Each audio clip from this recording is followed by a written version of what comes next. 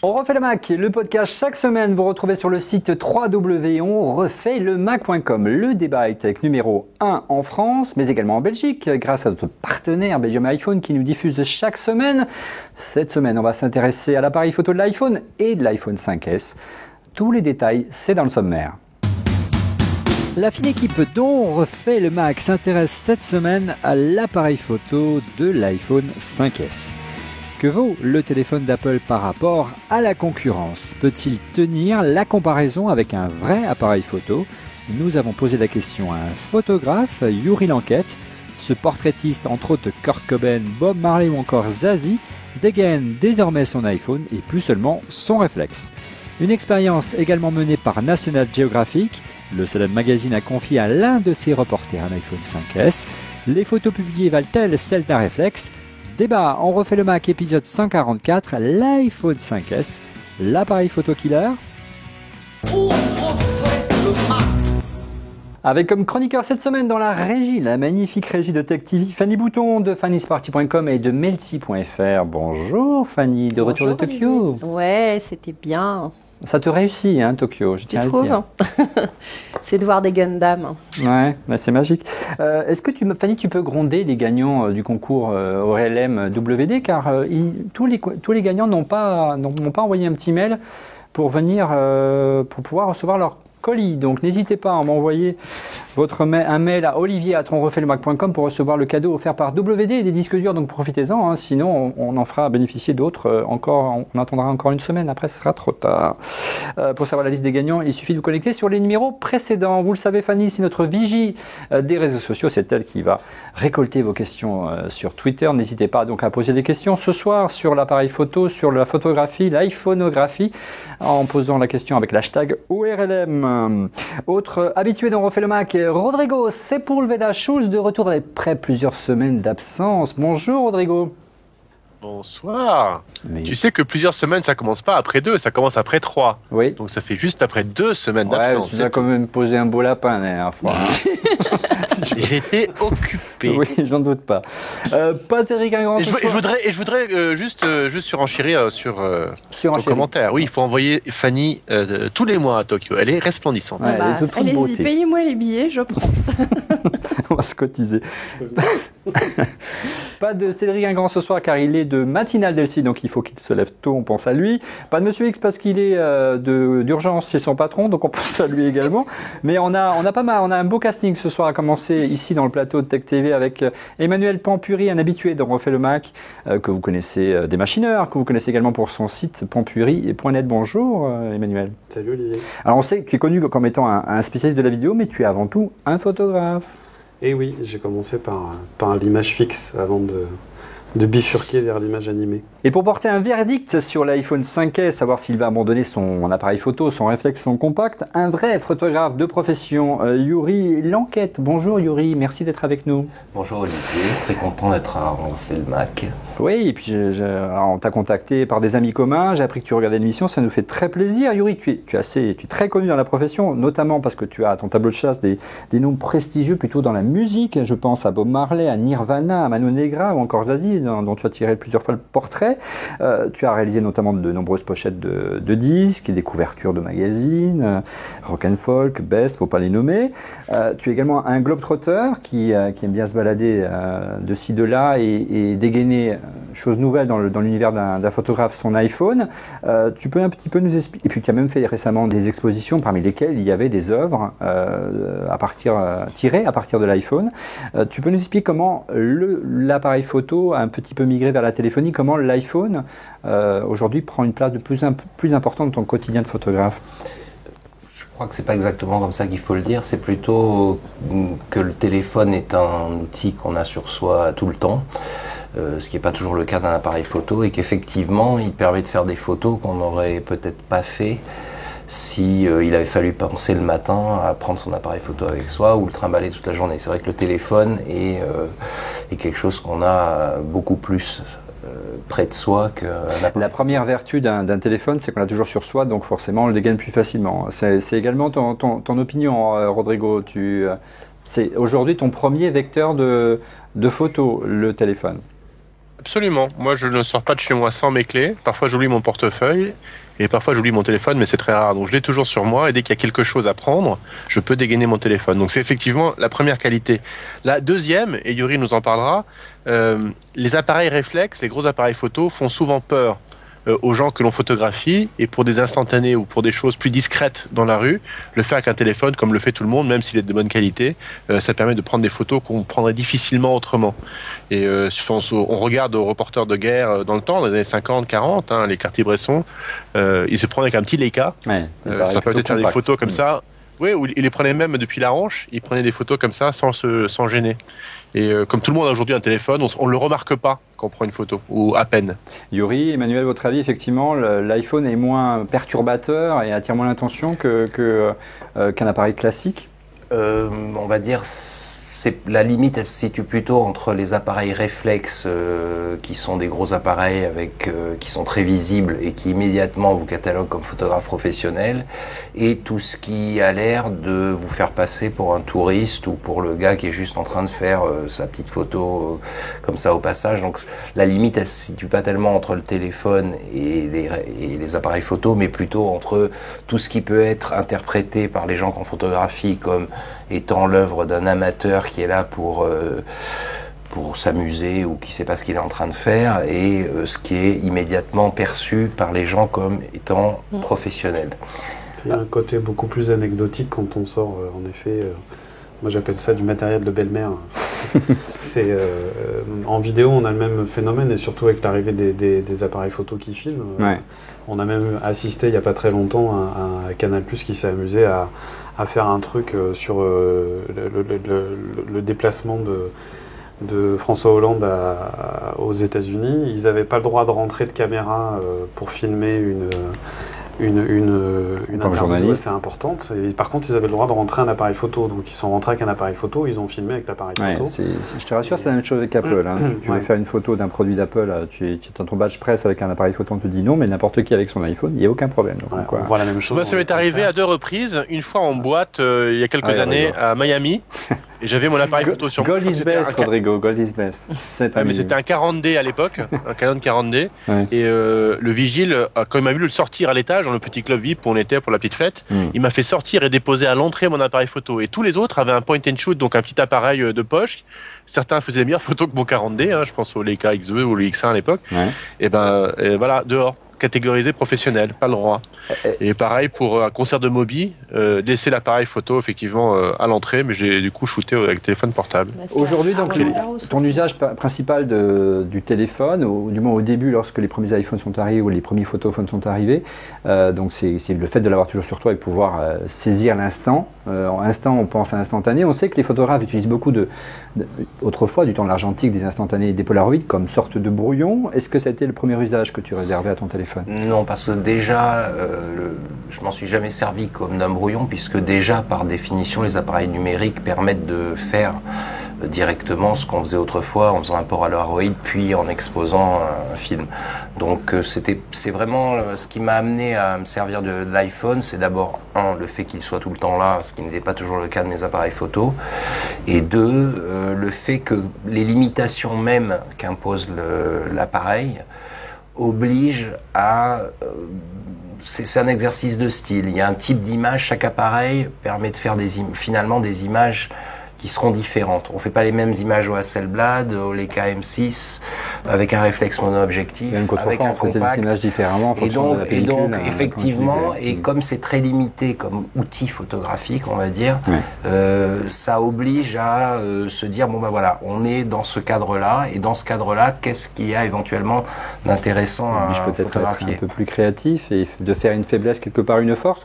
Mais quelle est la perception dans ton milieu, aujourd'hui, l'usage de ces appareils presque à des vertus professionnelles? On le voit de plus en plus, on sait que les réseaux sociaux ont beaucoup popularisé dans le grand public l'usage des téléphones et l'usage de la photographie. On prend beaucoup plus de photos qu'auparavant, donc c'est plutôt une bonne nouvelle pour la photographie en général, parce qu'il y a une démocratisation. Mais les professionnels, comment ils vivent ça, que demain n'importe qui soit capable de photographier comme ça dans l'instant et publier une image d'un événement important dans le monde?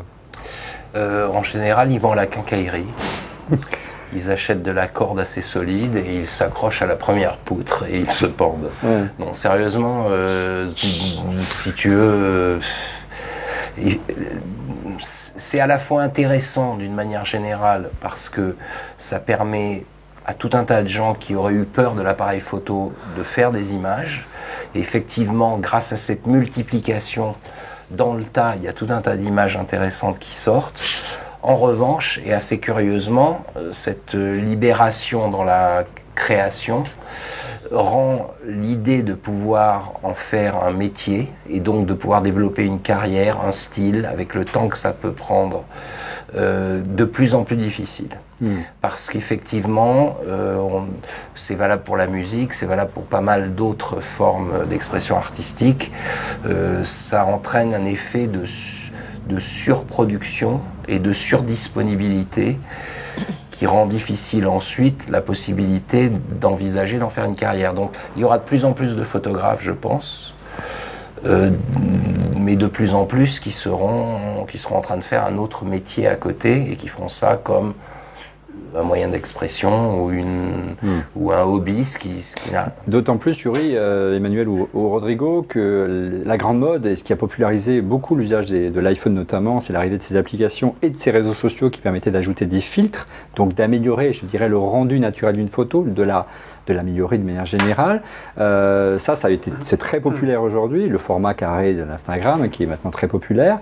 D'un autre côté, ça a tendance plutôt à uniformiser et toutes les photos, vous ne pensez pas qu'elles se ressemblent un peu trop aujourd'hui ? Oui, mais... En effet, tout le monde a utilisé les mêmes filtres et tout ça. Tout le monde s'est d'un seul coup senti être un photographe génial. Moi, ce qui m'intéresse dans le phénomène, c'est le côté outil numérique ultra pointu qui cherche à singer les images du passé. J'ai trouvé ça assez amusant et c'est vrai qu'à chaque fois qu'on a une nouvelle technologie, on n'assume pas cette technologie en tant que telle. Et on en parlait tout à l'heure, c'est pour ça qu'il y a aussi toute une vague un peu protestataire par rapport à ça, avec le fameux hashtag NoFilter qui traîne sur Twitter. Mais le phénomène de l'arrivée de l'iPhone ou des autres smartphones en tant qu'appareil photo est intéressant aussi parce que il y a justement ces outils de connexion.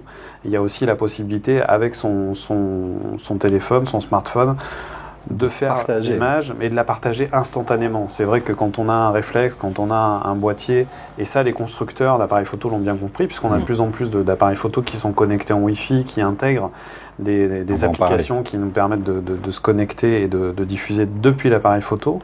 Mais en tous les cas, c'est aussi ce truc-là qui est intéressant. Après, moi j'ai une espèce de doctrine, c'est que c'est pas la truelle qui fait le maçon, et même la démocratisation de ces outils, je trouve ça très très intéressant, mais en effet c'est pas ce qui va donner le métier aux gens, et je te rejoins tout à fait là-dessus, quoi. Yuri, l'uniformisation des clichés aujourd'hui de par l'abondance des filtres qui ont tendance à rendre esthétiquement parlant les photos très proches les unes des autres.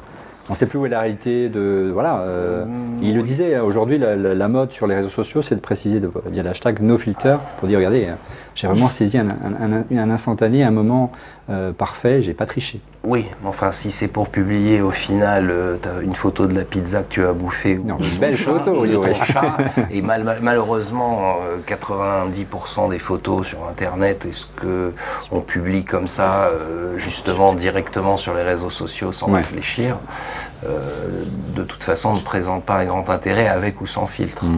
Fanny, je crois qu'on a des questions Twitter. Non, j'ai pas des questions, j'ai un avis aussi. Olivier, excuse-moi, on va laisser parler un peu Fanny, je te prends après, Rodrigo. Vas-y, Fanny. J'ai aussi des choses à raconter, pas faire. Excuse-moi, mais prends la parole. Non, mais j'ai quand même j'ai fait des études d'art. J'ai eu quand même un directeur de marque qui s'appelait André Rouillet à Libération, et j'ai surtout fait un stage avec Robert Doisneau. Il disait une chose intéressante. Je lui avais posé la question. Je fais, mais comment est-ce qu'on sait quand on a fait une bonne photo, et vous, combien vous estimez en faire sur 100, sur 1000, etc. Et il disait, au début de ma carrière, moi, Robert Doisneau, je pensais en faire 1 sur 100 qui était correcte. Maintenant, quand je refais le tri, et il était vraiment en fin de carrière, c'était 2 ans avant son décès, il disait, j'en ai 1 sur 1000 qui est bien, en fait. Et c'est là où on sait qu'un grand photographe qui fait des grandes photos, il faut avoir un peu d'humilité là-dessus. C'est un vrai travail, c'est tout un tas de choses, et que ça se fait Voilà. L'appareil fait pas le photographe, c'est tout un art et c'est toute une. Voilà, il y a aussi le fait de recadrer, par exemple. Robert Doisneau était quelqu'un qui ne recadrait jamais ses photos. Elles devaient être prises telles quelles.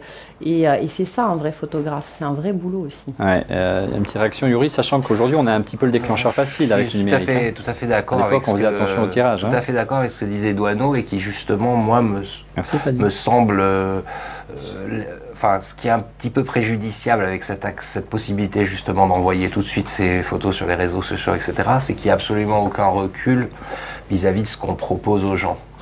Et que, par exemple, même ce que je fais avec l'iPhone, j'attends justement quelques temps pour regarder ensuite ce qui me semble être intéressant et mérite d'être montré, et ce qui était simplement pour moi, personnellement, on va dire, le moyen de retranscrire une émotion visuelle ou un souvenir ou quelque chose. Mais est-ce que cela est intéressant ?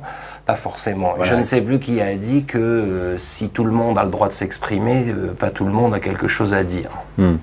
Et là, c'est un petit peu valable. C'est valable aussi pour les podcasts, je te rassure. Pas de polémique. Rodrigo, tu voulais ajouter quelque chose pour clôturer sur la mouvance de l'iPhonographie et on va rentrer dans le détail de l'iPhone 5S et ses capacités. Oui, j'ai pris des notes sur ce que vous disiez tout à l'heure. C'est bien. Oui, parce que j'ai quand même plein de commentaires. Je ne pense pas qu'on puisse faire une segmentation par rapport au matériel. Ouais. Moi, l'impression que ça me donne, le débat jusqu'à présent, c'est qu'on fait une segmentation des photographes qui prennent avec un iPhone et des photographes qui prennent pas avec un iPhone, donc qui prennent avec un point and click ou qui prennent avec un Canon, etc. On a dit en intro, le meilleur appareil, c'est celui que l'on a sur soi. On a parlé de Robert Doisneau qui faisait un cadrage particulier. On a cité Cartier-Bresson qui faisait, lui, l'instant décisif. Donc, vous savez, ces photos fameuses où il y a un petit garçon qui saute sur l'eau rend la composition intéressante alors qu'elle serait complètement banale. Mais l'instantanéité est importante. Vous savez, cette femme afghane qui a été prise avec ses yeux magnifiques par Steve McCurry, c'était un instantané qu'il a pris. Oui, et qui l'a pris en instantané en regardant à travers une tente. Donc parfois, c'est pas l'instantanéité qui joue. Yuri disait tout à l'heure, parfois il shoot au Hasselblad, au moyen format, parfois il shoot en argentique, au Leica M6, etc. Moi, de ma petite expérience de photographe amateur, je trouve ce qui est important, c'est la composition qu'on fait dans sa tête. Quand on shoot au moyen format ou au Leica, moi c'est ce qui m'est arrivé, j'ai ralenti ma manière de faire la photo et quelque part j'ai construit la photo avant de la prendre, avant de la shooter. Et moi j'ai envie de passer au moyen format maintenant pour aller encore plus lentement dans la composition et non plus prendre, comme on faisait dans le temps, une bonne pose sur un film de 36 ou une sur 100 ou une sur 1000, mais que chacune soit réfléchie et travaillée. Et plus on passe sur des appareils de plus en plus petits, plus on prend des photos plus rapides et on passe en post-traitement. Alors c'est pas nouveau, tu parlais des filtres Instagram, c'est pas du tout nouveau.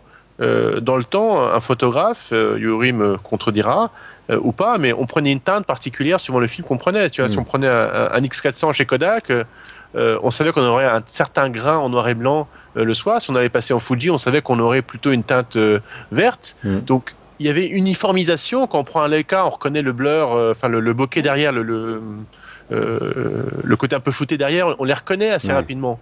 Donc cette façon d'uniformiser les photos, ça existait déjà depuis très longtemps. Alors qu'est-ce qui fait la après on a eu des logiciels qui le faisaient. Tu vois, tu pouvais acheter des extensions pour chez DxO.com ou chez Nik Software, tu pouvais acheter des logiciels qui simulaient les anciens films. Donc c'est pas le filtre qui le fait. Ce qui est nouveau, c'est que tout le monde y a accès aujourd'hui, Rodrigo. Via l'iPhone. Oui, c'est qu'avant, il fallait avoir un certain savoir-faire et qu'il fallait savoir choisir son papier, son révélateur, son fixateur. Tout était... C'était une vraie connaissance. Là, maintenant, tu as juste appuyé sur un bouton. Ben, moi, je traite mes photos. J'ai une question sur Twitter, mais moi, je traite mes photos très, très régulièrement quand je les prends en direct en noir et blanc avec une petite appli qui s'appelle Noir, que j'ai déjà présenté en coup de cœur, qui me permet de gérer en direct la photo une fois que je l'ai prise, la brillance, le contraste et la saturation des noirs dessus. Et je la publie et je le fais en la regardant parce que j'ai envie de la partager tout de suite, mais j'ai post-traité. Alors que avec d'autres appareils, je compose avant. Puis une petite parenthèse, Emmanuel parlait des appareils de plus en plus Wi-Fi. Il y a une start-up qui existe depuis 4 ou 5 ans qui s'appelle iFi, qui fait des cartes SD qui ont un émetteur Wi-Fi, donc qui permettent de transformer n'importe quel appareil qui n'est pas un châssis en métal, en appareil connecté. Alors messieurs, dames, pour se rendre compte de la popularité des téléphones aujourd'hui en matière d'appareils photo, il suffit de se rendre sur le site Flickr, le site de partage de photos, de jeter un coup d'œil aux statistiques. Et qu'est-ce que l'on voit? Quel est l'appareil photo le plus utilisé aujourd'hui, le plus populaire sur Flickr? C'est, roulement de tambour, l'iPhone 5 qui est en tête, deuxième l'iPhone 4S, troisième l'iPhone 4. Le premier appareil photo se classe quatrième, c'est un réflexe. C'est le Canon EOS 5D Mark II et le dernier, c'est le Canon Rebel T3i. Emmanuel, ça t'étonne aujourd'hui que voilà, la majorité des photos publiées sur Flickr, et d'ailleurs Apple aime beaucoup le dire et le répéter, c'est l'iPhone qui les prend. Ça m'étonne pas plus que ça dans la mesure où en effet on a aussi apprécié l'iPhone pour ses qualités d'appareil photo et par le fait qu'on l'a toujours dans la poche. Donc forcément en termes de quantité, c'est forcément ce vecteur-là qui alimente le plus Flickr. C'est devenu un espèce de geste. Aujourd'hui, on partage beaucoup de choses par l'image à cause des réseaux sociaux, notamment. Avant, il y a une évolution des usages. C'est-à-dire qu'avant, la photo, c'était le diaporama chiant le samedi soir en famille, c'était ou le DVD. Le DVD qu'on avait fait, on avait fait transférer ces photos chez tel ou tel prestataire. C'était les albums de photos sur le canapé de la grand-mère. Enfin voilà, aujourd'hui la photo, elle a un côté instantané, elle a un côté je partage, j'explique ce que je suis en train de faire, je montre ce que je suis en train de faire, même si c'est pour photographier ma pizza. Et du coup, ça ne m'étonne pas que Flickr est quand même quelque part aussi un révélateur. En effet, que l'iPhone soit l'appareil le plus... Ce qui ne veut pas dire que... Alors, c'est le plus populaire, c'est pas forcément dire que le rendu soit le plus magnifique du marché aujourd'hui, mais il y a quand même des gens qui ont tenté l'expérience, et pas n'importe qui, puisque le National Geographic, le prestigieux magazine et site internet aujourd'hui, a tenté une expérience et a confié un iPhone 5S récemment à l'un de ses photographes professionnels. Il a intimé comme mission de partir 4 jours en reportage en Écosse. Il a réalisé près de 4000 photos. Alors je propose de regarder les photos. Concrètement, qu'est-ce que vous en avez pensé du rendu de ces photos? Le photographe lui est plutôt enthousiaste. Il trouve que, je cite, l'appareil photo est très capable. Est-ce que vous pensez que ça peut être un rendu digne d'un pro, publiable dans un grand magazine aujourd'hui, ces photos publiées sur le site de National Geographic? Yuri. Je pense que effectivement les photos ont une qualité qui sont suffisantes pour permettre une publication. Il est évident quand même qu'en regardant les photos, il y a eu quand même un travail de post-production certain. C'est pas des photos brutes, non, toi? De toute façon, aujourd'hui, en numérique, à partir du moment où on fait une photo et où on est photographe, de toute façon, on repasse dans un logiciel. La tentation est trop grande. Aperture. C'est pas la tentation, c'est juste l'obligation. On faisait du développement. De toute façon, avant, il y avait une partie de la création de l'image qui se passait aussi en post-production. On était avec ses bacs, avec sa chambre, et puis, je sais pas, moi, j'ai appris le tirage en noir et blanc. Et tu pouvais magnifier un truc qui à la base sur le négatif t'inspirait pas vraiment quoi. Et tu mettais des filtres, tu te souviens, devant ta caméra pour compenser l'éclairage public, tu vois, des gélatines. En fait, pour ces photos de National Geographic, ce sont de très belles photos effectivement qui ont une qualité suffisante pour qu'on envisage une publication. Cependant, je pense que les mêmes images faites avec un véritable appareil photo auraient eu un plus. Ne serait-ce que pour une raison, on aurait pu les shooter en RAW. Or là, vraisemblablement, on a du JPEG. Et que, bien évidemment, le RAW permet ensuite de travailler ces images et d'envisager des tirages dans un format d'une taille. Donc, encore une fois, si on est un amateur de photographie, qu'on aime faire des images, mais voilà, on aime bien le faire, mais ce n'est pas son activité principale. Je pense que ce qu'on peut faire avec un iPhone aujourd'hui, avec le capteur qu'il y a aujourd'hui, permet de faire quelque chose qui, malgré tout, ressemble à une belle photo. Mais est-ce que ça peut remplacer Un véritable appareil photo, non, et à commencer déjà par le fait que le jour où des smartphones permettront de shooter en RAW, peut-être mais tant que les smartphones ne shooteront pas de RAW, je ne pense pas que n'importe quel photographe sérieux dira que ce n'est pas un problème. Ouais.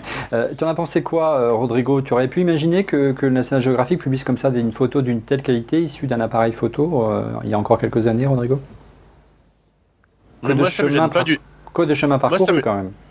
Non, mais moi ça me gêne pas. Moi, je n'ai jamais regardé la photo, et comme tu connais chez moi, j'ai des étagères complètes de livres de photos par rapport au matériel.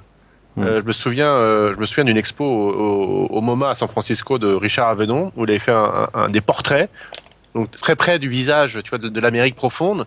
Et je suis sorti de là, j'ai dit ok, il faut que j'aille réapprendre la photo. Je ne sais rien faire parce que la photo transmet une émotion. Ça raconte une histoire ou transmet une émotion, et tu peux le faire avec n'importe quel type de matériel. Et tu vois des gens qui aujourd'hui achètent des vieux Olga, donc la marque là, qui le popularise en ce moment, c'est l'homographie. Donc tu vois, c'est des chambres noires en plastique dans lesquelles on met un film.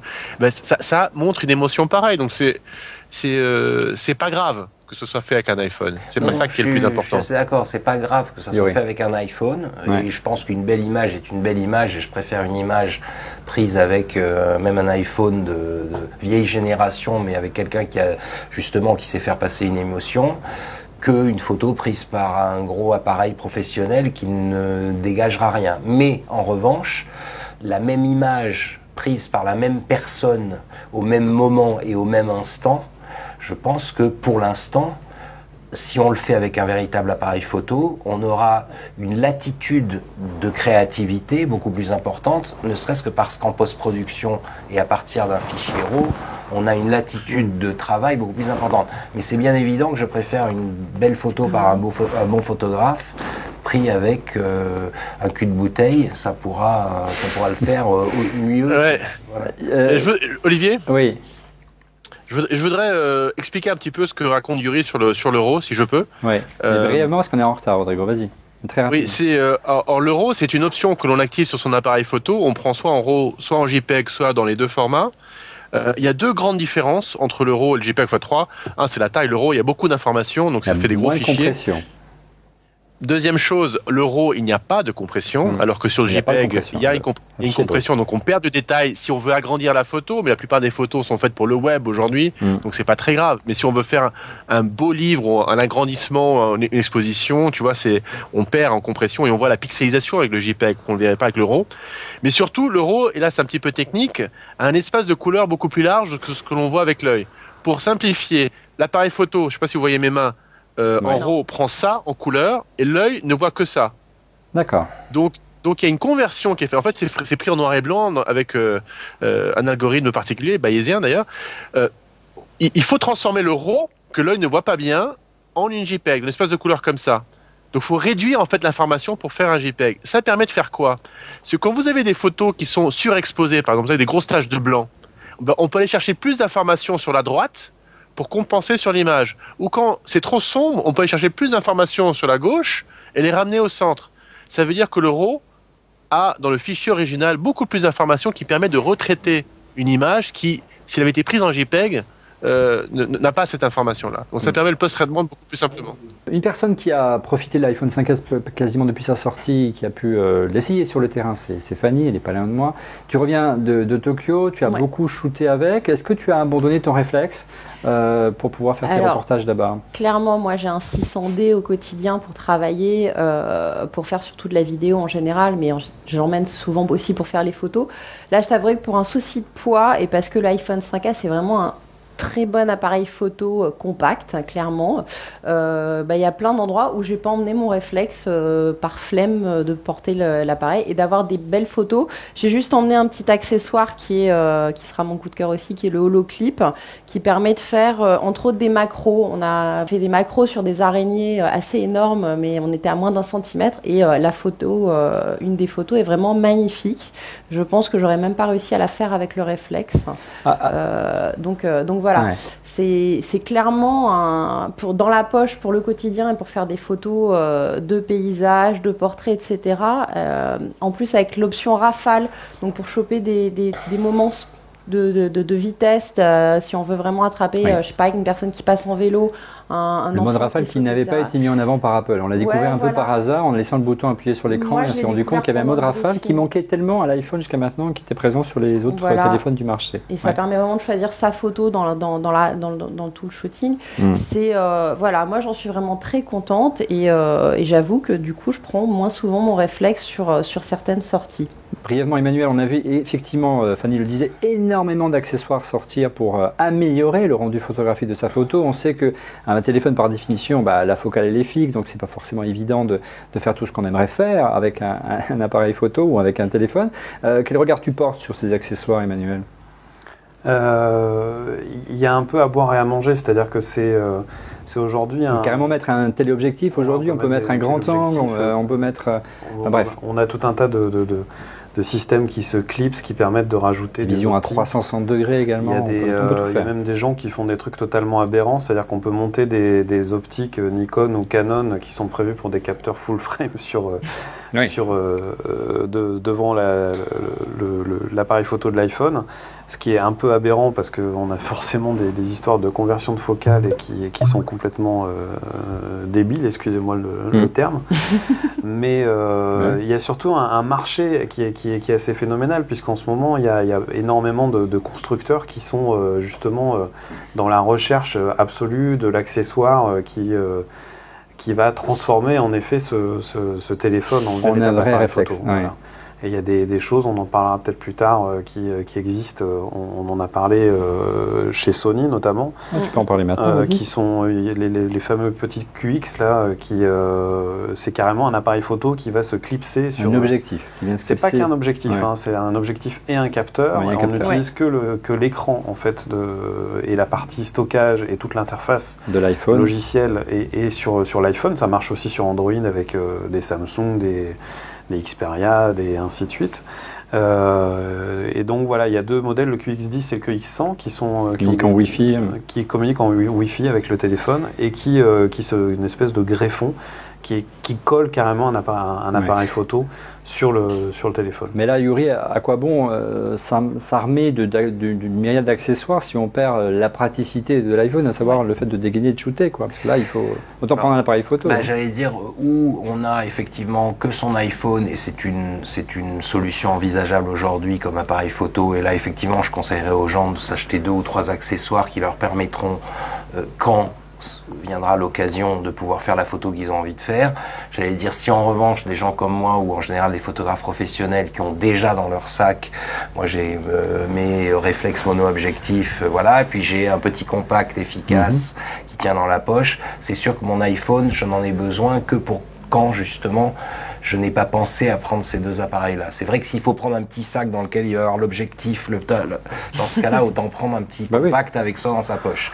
En revanche, pour quelqu'un qui n'a pas ce matériel-là, c'est-à-dire qui se dit après tout, j'ai envie de faire de la photo, mais j'ai pas envie d'avoir autre chose que mon téléphone, c'est une bonne idée parce que ça leur permettra de multiplier un tout petit peu les opportunités de faire des images qui leur plaisent. Alors, parlons un peu de spécifications techniques, c'est un peu difficile à dire. Apple a lourdement insisté lors de la présentation de l'iPhone 5S sur justement les avancées de l'iPhone de dernière génération. Alors, si on regarde les résolutions, les caractéristiques de cet appareil, la résolution n'augmente pas et reste de 8 millions de pixels par rapport à l'iPhone 5.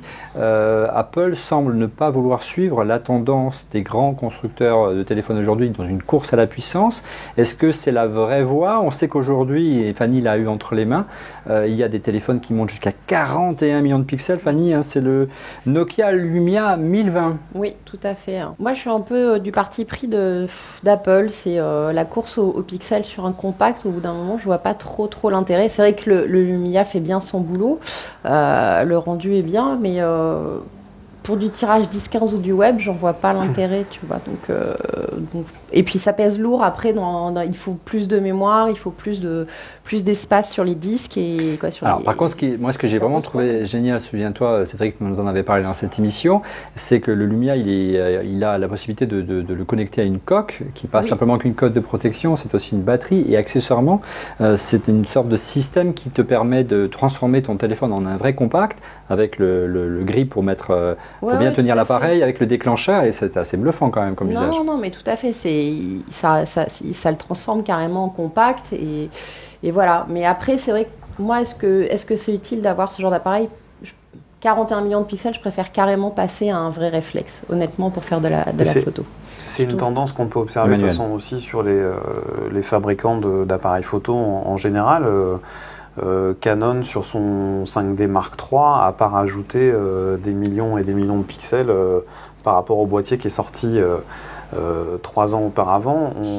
On a bien compris que c'est une règle physique basique, c'est-à-dire que plus on met de pixels, plus ils sont petits. Plus ils sont petits, moins ils sont sensibles et plus on a une augmentation du bruit, en tous les cas dans l'image, surtout en basse lumière. Donc la tendance, elle est comme ça aussi sur le marché de la photo, sur le marché même sur des réflexes de très haut niveau. Sur les compacts aussi, on a même vu certains constructeurs comme Panasonic faire machine arrière, et sortir des compacts avec des 20 millions de pixels et puis l'année d'après, hop, on repassait à 12 parce que finalement on s'était rendu compte que c'était pas terrible d'aller aussi loin et que les gens n'en voulaient pas. Moi je trouve que c'est sage en effet, ils ont augmenté la taille du capteur. Ouais, c'est ça, 15% de mieux ils ont augmenté donc la sensibilité, ils ont augmenté aussi l'ouverture de l'objectif. Tout ça pour avoir un appareil qui va faire des meilleures images en basse lumière, et on sait que c'est un petit peu la grosse problématique de ces petits capteurs. Ouais. Yuri, tu en as pensé quoi de cette course à la puissance que se livrent aujourd'hui les producteurs, les fabricants de téléphones, et puis au-delà du choix d'Apple de rester sur une résolution qui est la même, mais en ouvrant avec des capteurs un peu plus grands. Là où je suis étonné, c'est qu'une firme comme Apple, qui a quand même beaucoup de photographes et de gens, on va dire, qui réfléchissent un peu dans leur clientèle, ait pu mettre autant de temps à nous expliquer qu'effectivement, rajouter des millions de pixels sans augmenter la taille du capteur, c'est une aberration photographique. Certes, si on est à 100 ASA avec beaucoup de lumière, si on augmente les millions de pixels, on va augmenter la qualité de l'image. Mais en dehors de ces conditions quasiment... enfin du moins très rares, dans toutes les autres conditions, effectivement, avoir trop de millions de pixels sur un capteur qui lui n'augmente pas, ça fait des photos aussi plus petits, et comme le disait Emmanuel, ça détériore la qualité de l'image. Mais comme c'était un argument de marketing facile à comprendre, ça a été beaucoup utilisé. C'est un petit peu comme si dans les voitures, on vous expliquait que le moteur fait 3000 cm3, puis 3500, puis 4000, en oubliant de vous dire que pendant ce temps-là, le poids de la voiture augmente aussi. Elle n'ira pas plus vite. Donc ça ne sert à rien. Fanny, toi qui as eu l'iPhone 5 et maintenant que tu as l'iPhone 5S, est-ce que avec du recul tu as perçu une vraie différence entre les deux produits? Et est-ce que en clair le discours marketing d'Apple, à savoir l'augmentation du capteur, s'est traduit dans les faits lorsque tu as pris tes photos? Alors, ça se voit, c'est minime, il faut quand même avoir un œil averti, mais on voit clairement qu'il y a une plus belle lumière sur certaines photos quand il y a beaucoup de lumière, et aussi en basse lumière, ça attrape mieux, on a des noirs plus denses et des lumières qui sont un peu plus nettes, il y a moins de grains, donc voilà. Après, c'est pas transcendantal non plus, mais on voit la différence, on voit qu'il y a une meilleure ouverture. La différence, pour me mettre un petit peu amusé avec, mais j'ai pas la même maîtrise que vous en matière de photo, c'est ça, je ne sais pas si on va l'entendre, il faut peut-être enlever le vibreur, voilà. C'est le mode rafale. Et là, Olivier, oui. Juste avant que tu passes au mode rafale, je voudrais juste te poser la question. Ouais. Tu regardes tes photos où et comment? Je regarde mes photos où et comment sur mon ordi et sur mon iPhone, voilà, point barre. Quelle est la résolution de ton écran d'ordinateur? C'est un MacBook Air 13 pouces. Oui, c'est quoi la résolution de ton écran? De mémoire, j'en sais rien, ça doit être 2380 par je sais pas combien. Ouais, c'est pas un Retina. Voilà. Moi, c'est 1920. C'est pas un Retina. Moi, c'est 1920 x 1200, là où je regarde. Ouais. Moi, j'affiche souvent mes photos sur ma télé. C'est une télé Full HD, donc c'est 1920 x 1080. Les fichiers produits par tous ces appareils qui prennent plus de mégapixels ont une résolution supérieure aux écrans que vous utilisez pour les regarder. Donc il y a une compression de fait de toutes ces photos que vous prenez parce que vous pensez que ça vous fait une meilleure photo et on les compacte, donc on les compresse quelque part, donc on perd de l'information pour les voir. Ça ne sert à rien, sauf si vous avez un écran 4K, prendre une photo aujourd'hui avec plus que 10 mégapixels, ça ne sert absolument à rien. Je t'invite à utiliser le HTC en photo, tu verras que avec ces 4 millions de pixels soi-disant révolutionnaires, il fait des jolis caca quand même. Ok. J'ai dit 10, j'ai dit 10. Ouais. Oui, bon. Moi, mon Leica, il fait du 19 mégas par photo. Moi, j'ai un M9. Effectivement, il y a des blades qui font du 40 mégas. Mais c'est fait en conditions de studio avec plein de lumière. Vous avez absolument raison, Emmanuel a absolument raison avec Yuri de parler du bruit, la taille du capteur, etc. Ça change énormément la qualité. Mais encore une fois, le pixel ne change rien. Encore une fois, Rodrigo, s'il y avait un progrès notable à faire, si quelqu'un avait un iPhone 4 ou un iPhone 5, je lui dire voilà, est-ce que je dois acheter l'iPhone 5 ? Moi, où j'ai senti un progrès, c'est sur le logiciel et sa capacité à faire ça. Voilà, le mode rafale. Ça et en vidéo avec le slow motion. On va en parler et le rafale notamment avec une fonction qu'Apple n'a absolument pas parlé. On l'a découverte un peu par hasard en prenant des photos, comme quoi des fois Apple se bride alors qu'il a des arguments de vente à donner. Le logiciel de l'iPhone 5S vous sélectionne la meilleure photo de la série et c'est vrai que lorsqu'on a tendance à... L'avantage d'un téléphone c'est de prendre une photo dans l'action et la vertu de l'iPhone 5S c'est qu'on ne loupe pas l'action, on peut déclencher comme ceci et le logiciel vous sélectionne la photo qui est la moins floue et moi j'ai trouvé qu'il y avait un net progrès par rapport à l'iPhone 4S bien sûr et l'iPhone 5, beaucoup moins de photos floues grâce au stabilisateur d'image de l'iPhone 5S, mais je suis loin d'être un spécialiste. Tu parlais du slow motion, c'est vrai Fanny, Emmanuel, Apple a beaucoup insisté sur cette fonctionnalité plus vidéo, de ralenti, on passe à 120 images par seconde. Regardez ces images qu'on a trouvées sur le site Belgium iPhone, réalisées par les employés de Mutual Mobile. Un spécialiste de la revente de solutions mobiles sont amusés à se filmer en ralenti à 120 images par seconde. Et le moins que l'on puisse dire, c'est que c'est étonnant.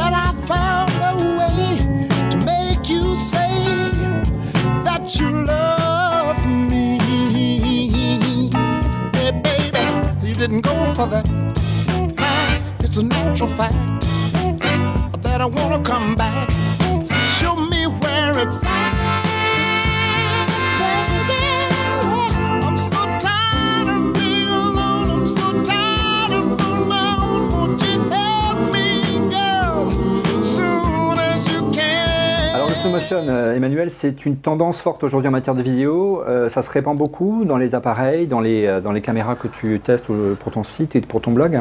C'est clair que c'est un élément marketing qui est devenu hyper important et ça fait partie des premières questions qu'on me pose quand on me demande via mon blog qu'est-ce que tu penses de telle caméra, est-ce qu'il faut que j'achète telle ou telle caméra et combien d'images par seconde ça fait et ainsi de suite.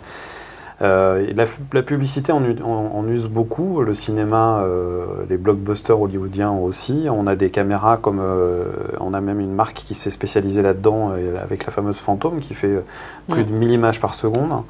Alors pour les non-connaisseurs, c'est le fameux effet loop qu'on a découvert pour la première fois dans le grand public, sur le sport, sur Canal notamment, qui permet de décomposer ces images.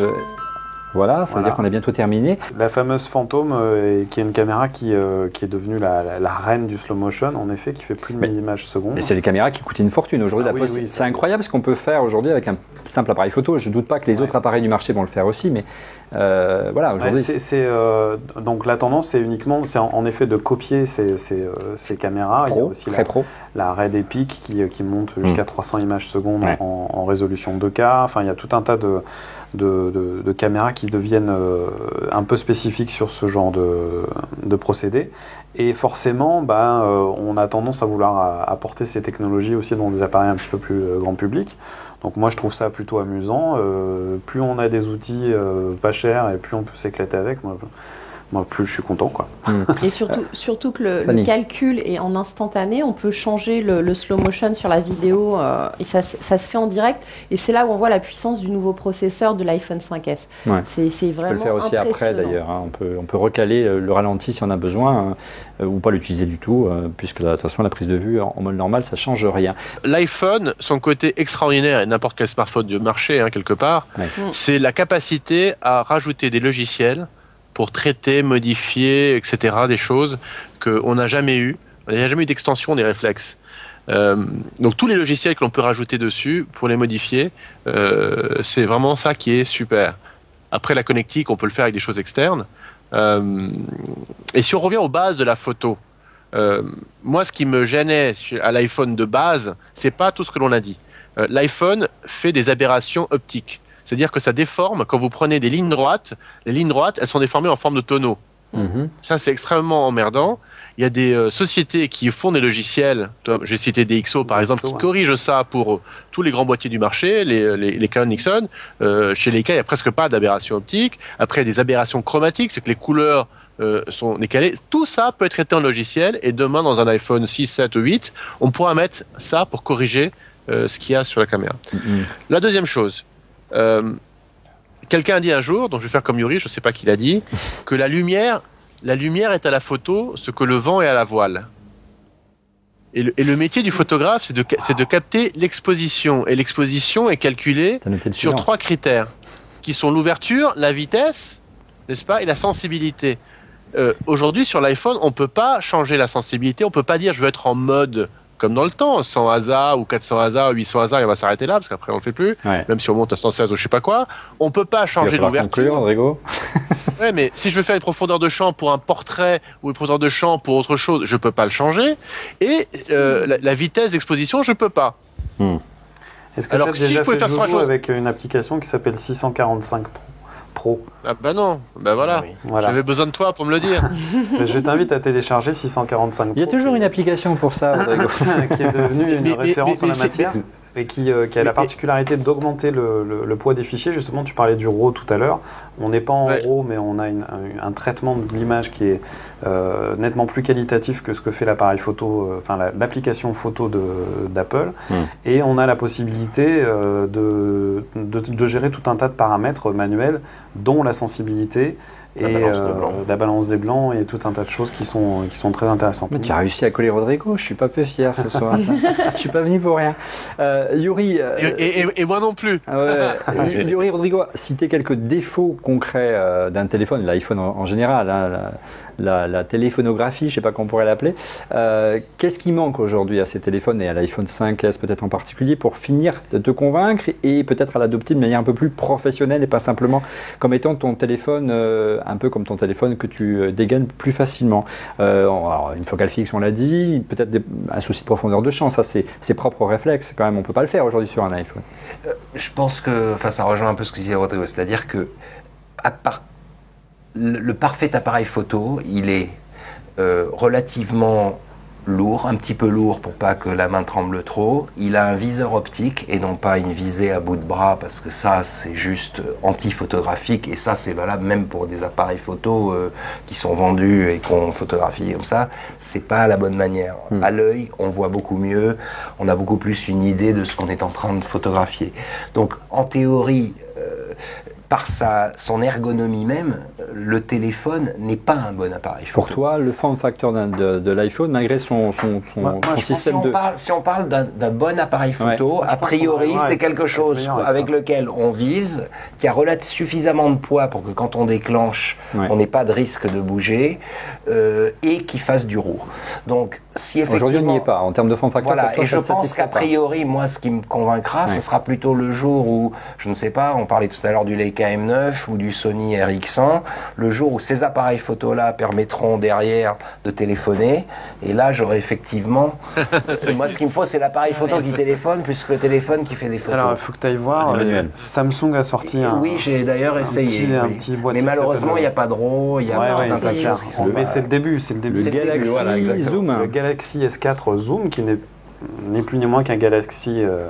S4 équipé d'un vrai capteur photo et d'une optique. Cela dit, aujourd'hui, il y a par exemple une marque qui fabrique un petit compact avec un gros capteur, qui est un assez bon appareil que je peux mettre dans ma poche. Oui, c'est le Sony RX100 qui tient dans la poche, qui vaut 600 €, certes, qui tient dans la poche et le RX100, pas le RX1 qui lui vaut 3000 € et qui est full format. Mais on va dire ça, effectivement, à partir du moment où on a les moyens de payer aujourd'hui 500 ou 600 € pour s'acheter quelque chose qui ressemble à un vrai appareil, effectivement, le téléphone, tant mieux s'il est plus performant, mais ça restera un outil secondaire. Si en revanche, on n'a pas les moyens ou pas l'envie d'avoir un véritable appareil photo, effectivement, au plus le téléphone permettra de faire des choses, mieux ce sera pour les gens. Donc voilà. L'avenir, Emmanuel, tu le vois, et puis Yuri, si tu pourrais rebondir là-dessus, tu le vois comment? On voit qu'aujourd'hui, quelque part, l'usage des appareils photo se marginalise, si on regarde les statistiques, notamment par l'usage des réseaux sociaux, parce que les téléphones sont connectés. Alors l'avenir, c'est quoi? C'est de plus en plus de téléphones qui vont monter en puissance, à l'image du Galaxy Zoom, ou au contraire, des téléphones qui vont devenir, des appareils photo qui vont devenir de plus en plus communicants. Je suis pas vraiment visionnaire et il faut se mouiller, on met les coquilles sur la table, on est comme ça ici. Et je voulais juste revenir d'abord, avant de répondre à ta question, je vais juste revenir sur ce que disait Yuri tout à l'heure, à l'instant. J'avais la même position moi au niveau de l'ergonomie. C'est-à-dire que je fais partie de ceux qui ont appris à cadrer besoin d'un viseur, avec un pas d'un viseur, écran. Je suis pareil. Et qui ont appris aussi, notamment en vidéo, avec une caméra sur l'épaule. Moi, quand le 5D Mark II est arrivé et tout ça, j'ai trouvé l'image extraordinaire et l'ergonomie à chier.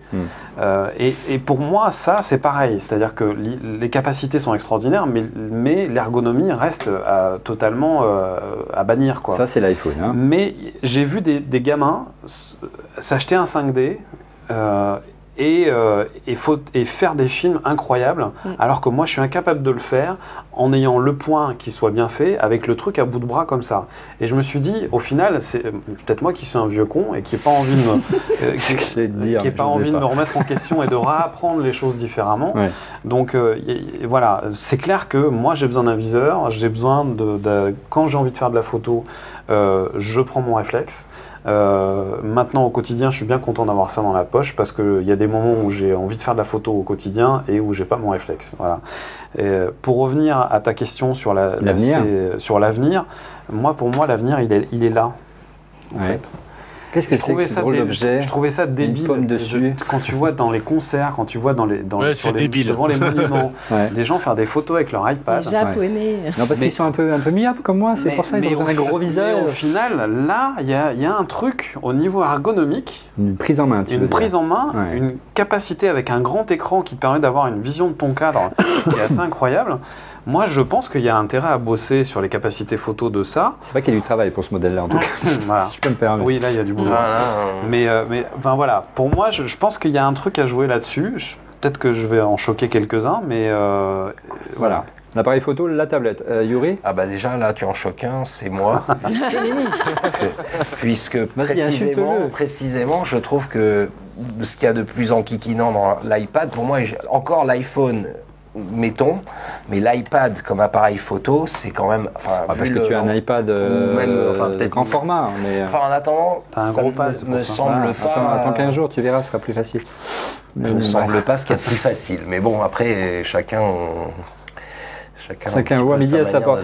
Rodrigo et puis Fanny, en guise de conclusion, à l'avenir, toi, tu nous l'as dit, hein, tu sors de moins en moins ton appareil photo, tu sors de plus en plus ton téléphone. Par souci de facilité, parce que les photos me conviennent pour mes photos touristiques, etc. Après, je reviens à un bon réflexe si je veux faire des bons portraits, des vraies photos. Et je voudrais d'ailleurs rajouter que pour moi, c'est pas forcément le boîtier le plus important, ce sont les objectifs. Il y a toute une grosse partie du travail, c'est l'optique, parce que c'est le choix de la lumière, la profondeur de champ, etc. Ouais. Et voilà, et ça on n'en a pas beaucoup parlé, mais au-delà, j'ai pas un 5D Mark III parce que c'est trop lourd pour moi et que c'est trop cher, parce que vu comment je manipule mes appareils, j'en casse trop. Oui. Je pourrais pas réinvestir régulièrement. Prêtez des appareils photo, c'est les constructeurs. Mais un 600D est un prix correct et je mets le prix plutôt dans mes objectifs. Merci Fanny. Rodrigo, le mot de la fin, allez, tu l'as bien mérité. Quoique. Écoute, comme tu le sais, ceux qui me suivent sur Twitter, merci aux, combien on a dit, 13 745 personnes. Non, j'étais à Marrakech pour la première fois en avril cette année. Ouais. Et j'y suis allé uniquement avec mon iPhone. Je me suis senti tout nu en montant dans l'avion. Je me suis senti tout nu sur place. Ouais, c'est possible. Écoute, au bout d'un moment, tu t'habitues. J'étais à Cuba. Les clubs de nudistes, Cédric Rodrigo. J'étais à Cuba il y a 3 semaines et j'y suis allé. Les films de gladiateurs. Très serein, faire des photos. Alors que l'an dernier, je les avais fait au Leica en noir et blanc. J'ai fait super photos. Donc c'est question d'habitude. Le form factor, donc ce carré quelque part, ce carré que l'on a dans tous les point and shoot depuis je sais pas 8 ans ou 9 ans, c'est vrai, n'est pas ergonomique. Moi, ce qui me manque vraiment, c'est la possibilité de composer ma photo dans ma tête avant de la prendre. Et c'est bizarre parce que je me suis un petit peu entraîné, mais moi je fais mon exposition dans ma tête. Et tu sais, les appareils quand tu regardes dedans, ils te disent t'es surex ou t'es sous-ex.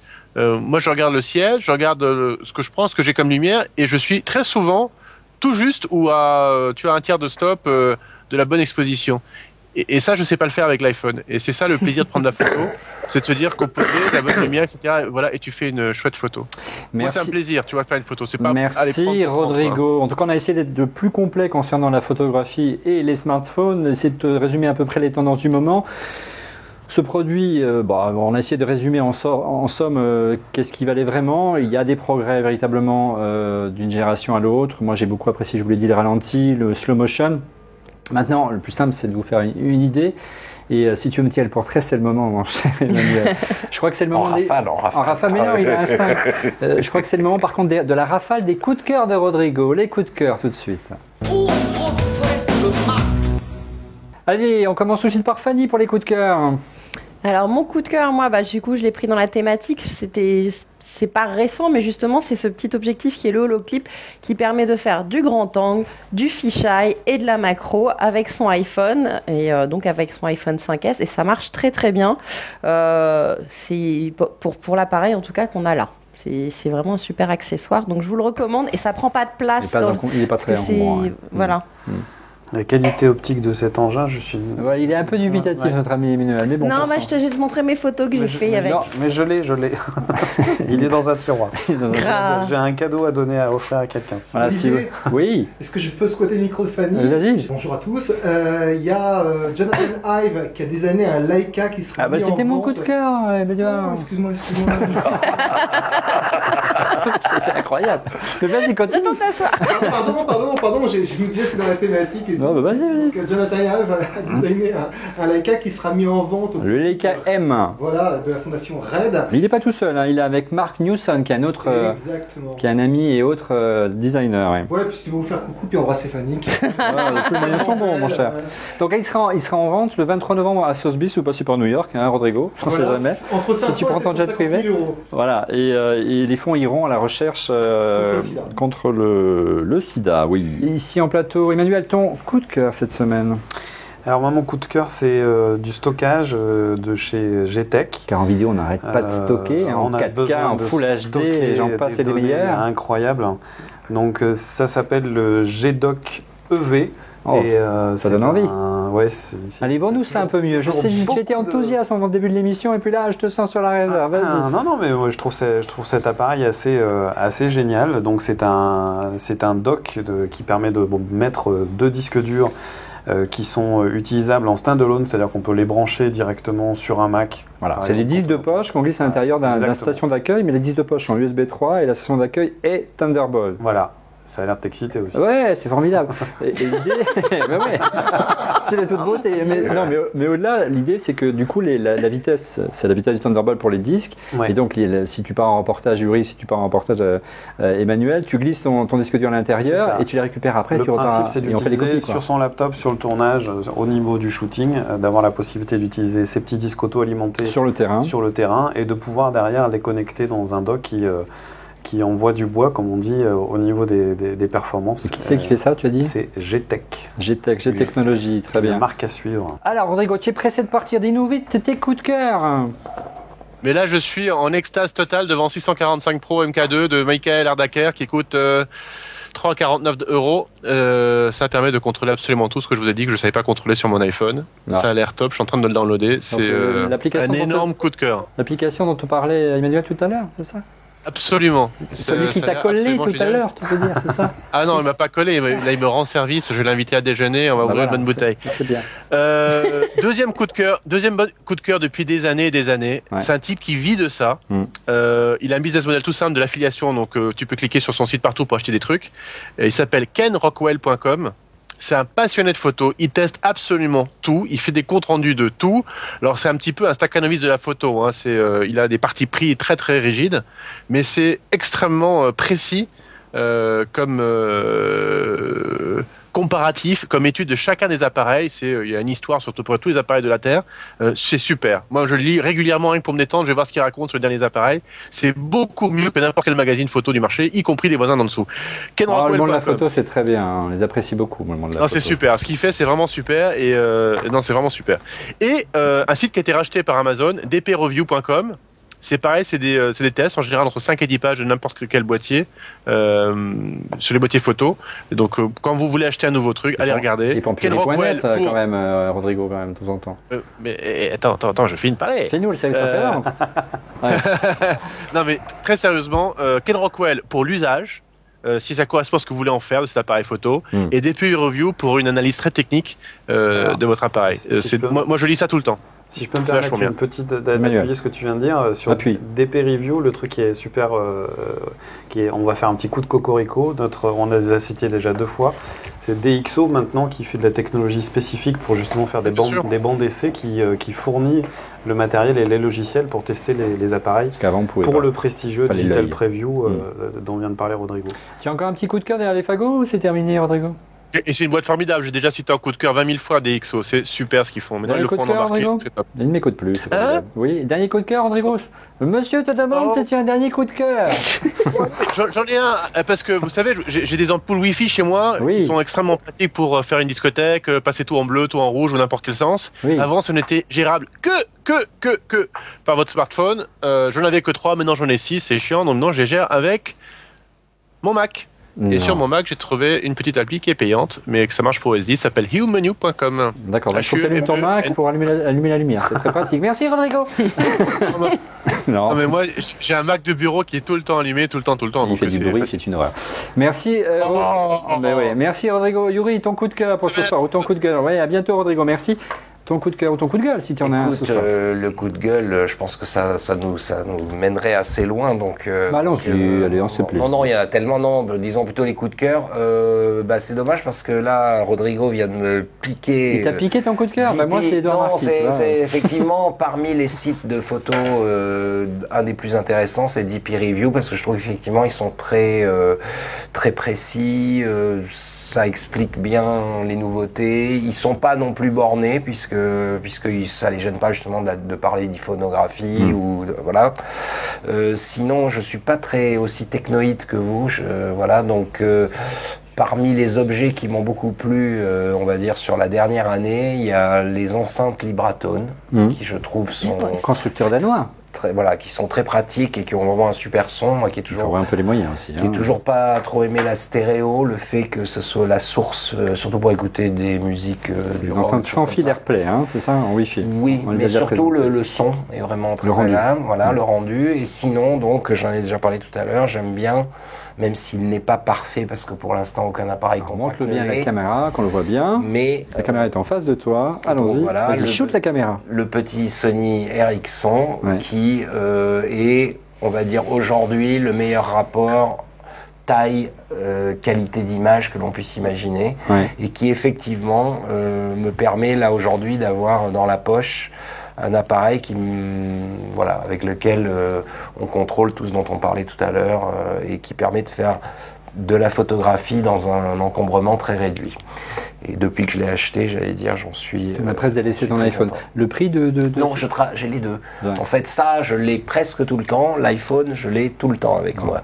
Le prix du RX100 il doit être dans les... maintenant, il y a un RX102 ou S, je ne sais quoi, qui est sorti, qui doit valoir dans les 650 € TTC. D'accord. Merci, Yuri. De mon côté, mon coup de cœur, c'est un disque dur.